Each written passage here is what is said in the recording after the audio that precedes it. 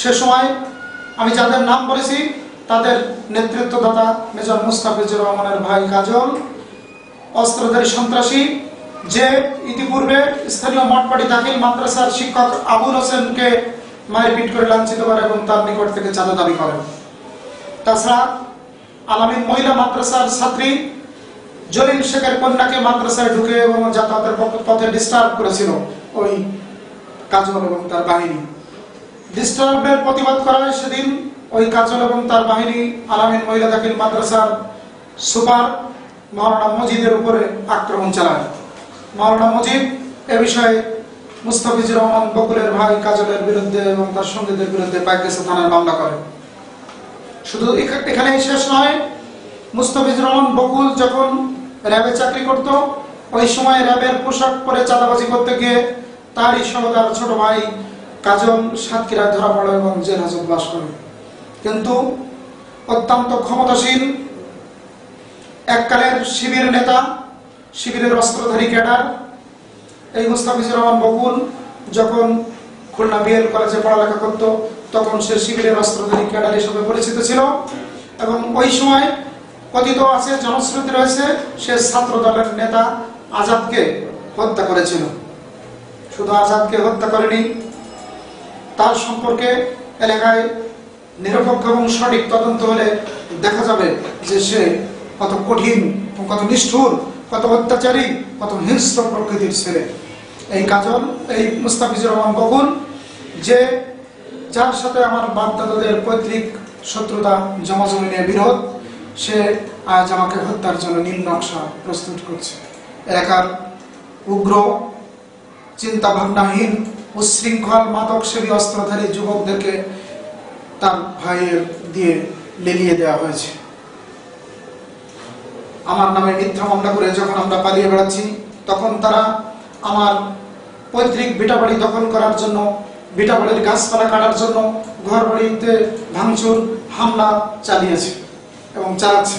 এখনো আমার দূরবর্তী বা কোনো আত্মীয় স্বজন আমাদের বাড়িতে গেলে তাদেরকে হুঁশিয়ারি করে দিচ্ছে ওই কাজল, হুঁশিয়ারি করে দিয়ে বলছে যে তার সাথে কেউ যোগাযোগ করলে তাকে খুন করা হবে, তাকে দেখে নেওয়া হবে। ফলে প্রাণ ভয়ে কেউই ওই এলাকায় যাচ্ছে না।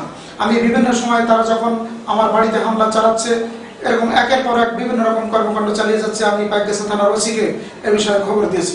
পাইকগাছা থানার ওসি নির্দেশে পাইকগাছা থানার দারোগা মাহবুব ঘটনাস্থলে গিয়ে উনিও ওই সন্ত্রাসী চক্রের কবলে জিম্মি হয়ে পড়েন এবং উনি জিম্মি হয়ে থানায় খবর দিলে থানার ব্যাপক পুলিশ এবং ফোর্স ঘটনাস্থলে গিয়ে পরিস্থিতি নিয়ন্ত্রণে আনতে সক্ষম হয়। কিন্তু পুলিশ প্রশাসন তাদেরকে নিয়ন্ত্রণে আনতে সক্ষম হলেও তাদেরকে গ্রেফতার করছে না। তারা জোটবদ্ধভাবে আমার বিরুদ্ধে মিছিল, মিটিং, স্লোগান দিয়ে আমার সামাজিক ভাবমূর্তি ক্ষুণ্ণ করার জন্য অপচেষ্টা চালিয়ে যাচ্ছে। শুধু সামাজিক ভাবমূর্তি ক্ষুণ্ণ করেই তারা ক্ষান্ত হচ্ছে না, কারণ প্রাণ ভয়ে আমার পক্ষেও যেসব লোকজন ওই কাজল বাহিনীর সাথে ঘোরাফেরা করছে, তারা মোবাইল ফোনে বিভিন্নভাবে আমাকে এবং আমার দূরবর্তী আত্মীয় স্বজনদেরকে সংকেত দিয়ে বলছে, রাজ্জাককে সাবধান হতে বলো, তাকে সাবধান হতে বলো, যে কোনো মুহূর্তে ওই চক্র কাজল বাহিনী সন্ত্রাসীরা তাকে হত্যা করবে, তার পিতাকে, তার স্ত্রীকে, তার সব অংশ নির্বংশ করে দেবে। শুধু নির্বংশ করতে যদি তারা ব্যর্থ হয়, সেক্ষেত্রে মুস্তাফিজুর রহমান বকুল নাকি বলেছে যে তোমরা তোমাদের আন্দোলন ঐক্যবদ্ধভাবে চালিয়ে যাও, লোকাল প্রশাসন তোমাদের কি করে আমি দেখে নেব, তোমাদের কোনো ভয় নেই, তোমরা রাজ্জাকের বিরুদ্ধে যত রকম ভূমিকা এবং যত রকম ব্যবস্থা নেওয়া আছে তাকে, তার পক্ষ অবলম্বনকারীদের ধরো, মারো, আমি দেখবো তোমাদের কে কি করে। ফলে মুস্তাফিজুর রহমানের এই সব কথা শুনে আরো উৎসাহিত হচ্ছে তার মাদকসেবী সন্ত্রাসী ভাই কাজল এবং কাজল বাহিনী।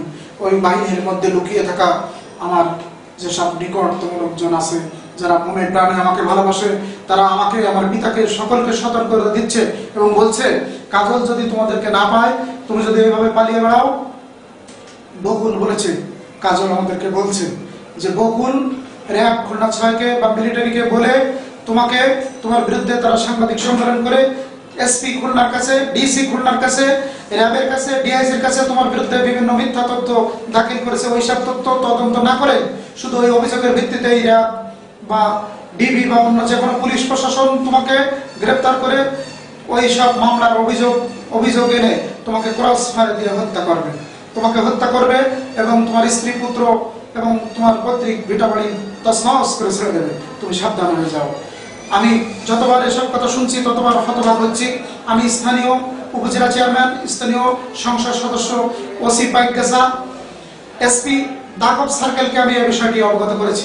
সকলেই বলছেন যে আপনি সতর্ক থাকেন, বিপদ এসেছে, আইন দিয়ে আপনি মোকাবেলা করুন, পরিস্থিতি খারাপ, উচ্চ মহলের চাপ রয়েছে, আমাদের কিছুর করার নেই, স্থানীয়ভাবে বসবাসের মাধ্যমে তুমি বিষয়টি নিষ্পত্তি করে নাও, তা না হলে অবস্থা খারাপ হবে বলে আমাদের ধারণা।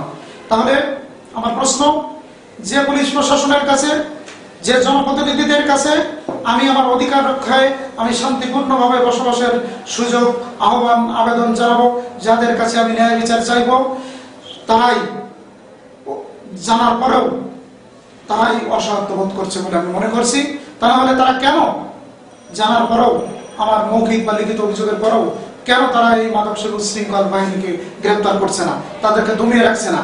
আমার স্কুল পড়ুয়া নবম শ্রেণীর ছাত্রী, আমার ক্লাস 5-এ পড়া ছেলে এবং আরো প্রথম শ্রেণীতে পড়া ছেলেটি নিরাপত্তাহীনতার কারণে আমার স্ত্রী যেহেতু পালিয়ে, আটকের ভয়ে, গ্রেপ্তারের ভয়ে পালিয়ে বেড়াচ্ছে, তারা প্রাণ ভয়ে স্কুলে যেতে পারছে না, রাস্তায় আসলে তাদেরকে ডিস্টার্ব করা হচ্ছে, আমার মেয়েকে অপহরণের হুমকি দেওয়া হচ্ছে, আমার মেয়েকে লাঞ্ছিত করার হুমকি দেওয়া হচ্ছে এই উচ্ছৃঙ্খল বাহিনী। তাহলে বলুন, এদেশে কোনো আইন আছে? এদেশে কি প্রশাসন আছে? এদেশে কি ন্যায় বিচার চাওয়ার সুযোগ আছে? কে দেবে ন্যায় বিচার? আমি কোথায় পাবো আমার নিরাপত্তা? কে দেবে আমার স্ত্রী পুত্রের নিরাপত্তা? তাহলে তাহলে আমার জীবন এভাবে উচ্ছৃঙ্খল মাদকসেবী অস্ত্রধারীদের হাতে আমার প্রাণ বিসর্জন দিতে হবে এবং আমার স্ত্রী পুত্র পথে পথে ভিখারির বেশে ভিক্ষা করে খাবে? এজন্যই কি দেশ স্বাধীন হয়েছিল? বর্তমান সরকার এবং দেশের প্রধানমন্ত্রী নির্বাচনী প্রতিশ্রুতি দিয়েছিলেন যে রাজাকার আল বদর আলী শামসের বিচার করবে, বাংলার মাটিতে এই রাজাকারদের বিচার হবে। ওই সে বিচার যদি সত্যি সরকার রাজাকারের বিচার করে, তাহলে ওই কুখ্যাত ভণ্ড জালিয়াত ভূমিদস্যু আমজাদ হাজি যে রাজাকার ছিল, যে আমাদের পাইকগাছা উপজেলার আওয়ামী লীগের নেতা রতন ভদ্রের বাড়ি দখল করে নিয়ে পিস কমিটির অফিস বানিয়েছিলেন, আজও তার বিচার হয়নি। আজও সেই রতন ভদ্র প্রাণ ভয়ে মুখ খুলে, গণতান্ত্রিক সরকার ক্ষমতায় থাকলেও যে সরকার রাজাকারের বিচার করবে সেই সরকারের সামনে মুখ খুলে রতন ভদ্র বলার কোনো সুযোগ পাচ্ছে না। তাহলে আমরা কি পেলাম? তাহলে আমরা কি দেখলাম? তাহলে যে রাজাকার আমজাদ হাজি দেশের শত্রু, জনগণের শত্রু, রাষ্ট্রের শত্রু, সেই শত্রু সত্য স্বার্থহীন একটা জমি আমাকে ভিটাচালা করার জন্য মসজিদে দান করেছে। আর মসজিদ কমিটির মুস্তাফিজুর রহমান বকুলের বাপ চাচা যারা মসজিদ কমিটির দায়িত্বে আছে, তারা একটা হয়ে পরস্পর যোগাযোগে আমার ওই ভিটে বাড়ির সত্য স্বার্থহীন হাজির কাছ থেকে মসজিদের দানপত্র করে নিয়ে মসজিদকে তারা কলঙ্কিত করেছে এবং মসজিদের মাইক নিয়ে, মাইকে প্রচার দিয়ে তারা ওই অঞ্চলের নিরীহ সাধারণ মানুষকে প্রেসার দিয়ে, ভয় দেখিয়ে, জমায়েত করে আমার বিরুদ্ধে উস্কিয়ে দিচ্ছে। কেন উস্কে দিচ্ছে? আমাকে হত্যা করার জন্য। আমাকে হত্যা করার জন্য এই রাজাকার আল বদর, আমজাদ হাজি এবং শিবির নেতা মুস্তাফিজুর রহমান বকুল, যার বিরুদ্ধে ছাত্র কালে অর্থাৎ পড়ালেখা কালে যার বিরুদ্ধে ইসলামী সংগঠনের সম্পৃক্ততা ছিল এবং সে ওই সময় ইসলামী ছাত্র শিবিরের অস্ত্রধারী ক্যাডার ছিল বলে পরিচিত আছে, সে যখন সেনাবাহিনীতে কমিশন পদে যোগদান করে, আমি শুনেছি, আমার এলাকার অনেকেই জানেন, গোপনে যদি এই বিষয়টি তদন্ত করা হয় তাহলে প্রমাণ হবে তাকে নাকি কি অপরাধের জন্য তাকে তার চাকরি, কমিশনের চাকরি হচ্ছে না। ফলে ওই সময় তার চাকরিকালীন সময় যদি অনুসন্ধান করা হয় তাহলে দেখা যাবে তার পিতা রূপ সর্দার তার পৈতৃক সম্পত্তি বিক্রি করে কয়েক লক্ষ টাকা দিয়ে নাকি ওই কমিশনের চাকরিতে তার যে ডিস্টার্ব হচ্ছিল, তার বিরুদ্ধে যে গোয়েন্দা রিপোর্ট বা বিভিন্ন রিপোর্ট, যে রিপোর্টের ভিত্তিতে তাকে ওই চাকরিতে নেওয়া হচ্ছিল, শুধু তার পিতা ওই সময়ের জমি জমার বেচা কেনার যদি রেজিস্ট্রি অফিস তল্লাশি করা হয় তাহলে দেখা যাবে। সে যখন বিএল কলেজে পড়তো তখন অনুসন্ধান করলে বিএল কলেজের আউটসাইড দৌলতপুর খালিশপুর থানা যদি ভেরিফিকেশন করা হয় তার ছাত্র জীবন, তার ওখানে পড়ালেখার পিরিয়ড, তাহলে তার কর্মকাণ্ড এবং ওই তার সহযোগী যারা ছিল ওই সময় যারা ছাত্র দল করতো তারাই প্রমাণ দেবে যে কি করেছে, তার কর্মকাণ্ড কি ছিল। তাহলে কি হচ্ছে? শিবিরের অস্ত্রধারী ক্যাডার আর রাজাকার জামাত নেতা এবং তাদের উস্কে দেওয়া সন্ত্রাসীরা, মাদক শিবিরের অস্ত্রধারীরা আমাকে আজকে প্রাণে বধ করার চেষ্টা দিচ্ছে। আমাকে যে কোনো মুহূর্তে আমি বাড়ি, আমি এখন লুকানো আছি, আমি পলানো আছি গ্রেপ্তার এড়ানোর ভয়ে। আমি উচ্চ আদালত বা যে কোনো আদালত যদি আমাকে জামিন দেয়, জামিনের পরও আমার এলাকা বেঁচে থাকা নিরাপত্তাহীন। কারণ ওই অস্ত্রধারী, যাদের কাণ্ডজ্ঞানহীন, মাদক সেবী, উশৃঙ্খল বাহিনী, বিবেকহীন ওই উশৃঙ্খল ছেলেরা যে কোনো মুহূর্তে অস্ত্র দিয়ে আমাকে, আমার পরিবারকে, আমার পরিবারের সদস্যদেরকে খুন জখম করে দিতে পারে। আমি অন্য 10 জনের মতো বাঁচতে চাই। আমি জানতে চাই কি আমার অপরাধ, কেন এই মুস্তাফিজুর রহমান বকুল তার উশৃঙ্খল ভাই কাজল সহ উশৃঙ্খল একটা গ্রুপকে দিয়ে আমার সম্মানহানি ঘটানো হচ্ছে, আমার বিরুদ্ধে মিছিল মিটিং করা হচ্ছে, আমার বিরুদ্ধে SP Khulna, DC Khulna, RAB Khulna 6 সহ প্রশাসনের বিভিন্ন দপ্তরে আমার বিরুদ্ধে মিথ্যা অভিযোগ দিয়ে কেন আমাকে বিপর্যস্ত এবং বিপদগ্রস্ত করা হচ্ছে। ইতিমধ্যে আমি শুনেছি আজকে 27 ফেব্রুয়ারি আজকেই নাকি র্যাবের একটা টিম সাদা পোশাকে, খুলনা র্যাব 6 সাদা পোশাকধারী ভদ্রলোক নাকি আমার বাড়িতে খোঁজ খবর নিতে গেছে, আমি কোথায় আছি, আমার পরিবারের লোকজন কোথায় আছে, এবং তারা খোঁজ খবর নিয়েছে। এবং আমার লোকজন বলেছে ওই র্যাব তোমাকে খুঁজছে, তোমাকে পেলে র্যাব তোমাকে ধরে বিনা বিচারে কুরাস তোমাকে হত্যা করবে এবং তোমাকে ধূলিসাৎ করে দেবে, তোমার লাশ গুম করে দেবে, তোমাকে জীবনে আর খুঁজে পাওয়া যাবে না। তুমি এখনো তাদের সাথে সারেন্ডার করো, তাদের সাথে মিশে যাও, তাদের কাছে তুমি তাদের সমর্থন দাও। ওই কাজল, তার ভাই কাজল, সে আমার স্ত্রীর কাছে, সে আমার এক ফুফাতো ভাইয়ের কাছে মোটা অঙ্কের অর্থ দাবি করছে যে রাজ্জাক যদি টাকা দিতে পারে তাহলে আমি এই পরিস্থিতি নির্মূল করব, পরিস্থিতি শান্ত করে দেব, তা না হলে তাকে আমরা জীবনে শেষ করে দেব।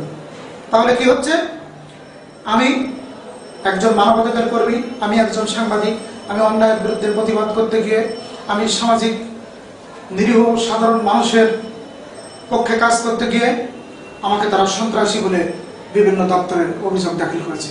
সেসব অভিযোগে যেসব মামলার কথা বর্ণনা করা হয়েছে, ওইসব কোনো মামলার সাথে আমি সম্পৃক্ত নই, ওইসব মামলার কোনো বাদী নই, আমি কোনো আসামি নই, এমনকি কোনো সাক্ষীও আমি নই।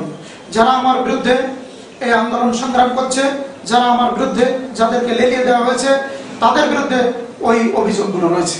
ওই লিখিত অভিযোগে, সাংবাদিক সম্মেলনের অভিযোগে যেসব মামলার কথা বলা হয়েছে, ওই মামলাগুলো যদি অফিস আদালতে খোঁজ নিয়ে দেখা হয় তাহলে দেখা যাবে যে অস্ত্রধারী রফি, যে অস্ত্র মামলায় পুলিশ ওই রফিকে এবং তার স্ত্রীকে অস্ত্র সহ গ্রেপ্তার করে এবং বিচারে 18 বছর যার সাজা হয়, এবং সাজা হওয়ার পরে দীর্ঘদিন সে কারাভোগের পরে সম্প্রতি সে বেরিয়ে আসছে এবং সে কাজলের সঙ্গে 24 ঘন্টা চলাফেরা করছে। সে অস্ত্রধারী এবং আদালত স্বীকৃত অস্ত্রধারী। সে অস্ত্রধারী যার কাছ থেকে পুলিশ অস্ত্র উদ্ধার করে, যাকে আদালতে বিচারে সোপর্দ করে এবং বিচারে যে দায়ী হয়, 18 বছরের যার সাজা হয়, সেই সাজাপ্রাপ্ত অস্ত্রধারী ব্যক্তি আদালত থেকে জামিন পেয়ে মুক্ত হয়ে আজকে এই কাজলের সাথে ঘোরাফেরা করছে।